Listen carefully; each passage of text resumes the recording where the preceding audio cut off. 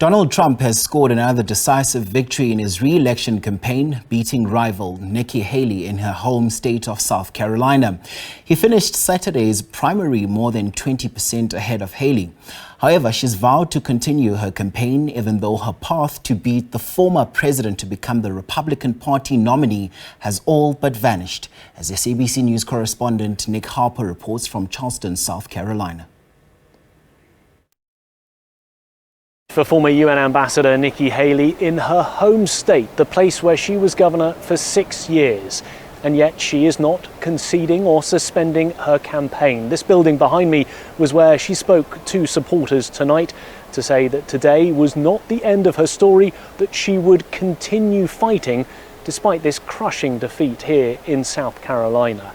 Now, many voters here in this state say that the things that she is talking about are not the ones that are top of mind when they cast their vote. She has talked heavily about foreign policy and the need to fund Ukraine, and yet this primary being held on the 2-year anniversary of Russia's invasion of Ukraine, 6 in 10 South Carolinian voters said they do not feel Ukraine should get any more funding. Nikki Haley has been pushing the point that it's in America's national security interest to continue funding Kiev. However, Donald Trump does not think that America should be spending money on that foreign conflict. Instead, he has talked about immigration and the millions of undocumented migrants that have crossed America's southern border with Mexico.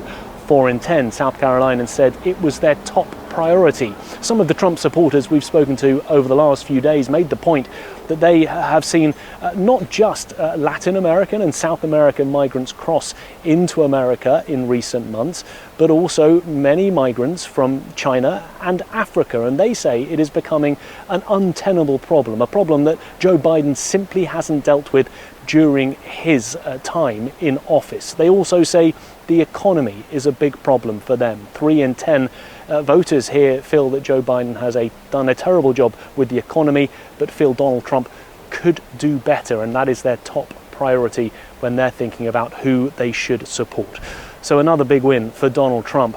Next around the corner, the day that will be eyed by both Nikki Haley and Donald Trump is Super Tuesday on March the 5th, when 15 states are voting. Nikki Haley says that with millions of Americans due to cast their vote in just over a week's time, it's her duty to remain in the race and to be that alternative to Donald Trump. She says that he would bring more chaos to the White House if he's re-elected.